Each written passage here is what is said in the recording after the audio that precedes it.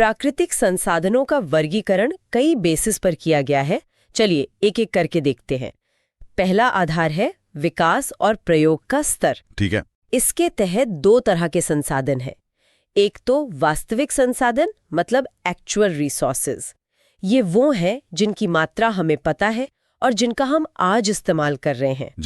जैसे जर्मनी के रूर इलाके का कोयला या पश्चिमी एशिया का खनिज तेल, ये वास्तविक है। दूसरा है संभावी संसाधन यानी पोटेंशियल रिसोर्सेज। ये वो है जिनकी कुल मात्रा शायद अभी ठीक से पता ना हो और जिनका हम अभी इस्तेमाल नहीं कर रहे पर भविष्य में कर सकते हैं। उदाहरण? जैसे लद्दाख में मिला यूरेनियम, हो सकता है आगे टेक्नोलॉजी इतनी बढ़ जाए कि हम इसका इस्तेमाल आसानी से कर लें। या फिर तेज हवाएं, सोचिए कई साल पहले ये संभावी थीं, पर आज पवन चक्कियां लगाकर पवन ऊर्जा फार्म बन गए हैं, जैसे नीदरलैंड्स में या भारत में गुजरात तट और तमिलनाडु के नागरकोइल में। तो अब ये वास्तविक संसाधन बन गई हैं। अच्छा, ये अच्छा उदाहरण है। हाँ। फिर दूसरा आधार है उत्पत्ति का, मतलब वो बने कैसे हैं। इसमें दो हैं, जैव संसाधन यानी बायोटिक, ये सजीव होते हैं जैसे पेड़ पौधे, जीव जंतु, और दूसरे अजैव संसाधन यानी एबायोटिक, ये निर्जीव चीजें हैं, मिट्टी, चट्टाने, खनिज। ठीक। तीसरा आधार है भंडार या कह लीजिए समाप्तता का, मतलब वो खत्म हो सकते हैं या नहीं। इसमें आते हैं नवीकरणीय संसाधन, रिन्यूएबल। ये वो हैं जो जल्दी से दोबारा बन जाते हैं या भर जाते हैं। कुछ तो इसमें असीमित है, जैसे सूरज की रोशनी, हवा।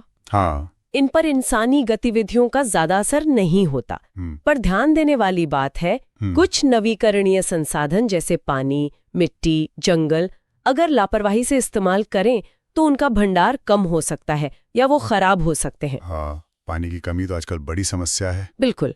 पानी वैसे तो असीमित लगता है, पर आज कई जगह पानी की कमी और जल स्रोतों का सूखना एक बड़ी समस्या है। और दूसरे हैं अनवीकरणीय संसाधन, नॉन रिन्यूएबल।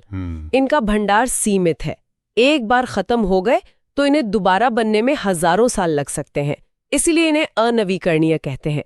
कोयला, पेट्रोलियम, प्राकृतिक गैस इसके मुख्य उदाहरण हैं। समझ गया। और आखिरी आधार? चौथा आधार है वितरण का, यानी वो कहाँ पाए जाते हैं। इसमें दो तरह के हैं, सर्वव्यापक संसाधन, यूबिक्विटस, ये हर जगह मिलते हैं जैसे हवा। ठीक। और दूसरे स्थानिक संसाधन, लोकलाइज्ड, ये कुछ खास जगहों पर ही मिलते हैं जैसे तांबा या लौ अयस्क। और ये अलग अलग क्यों हैं?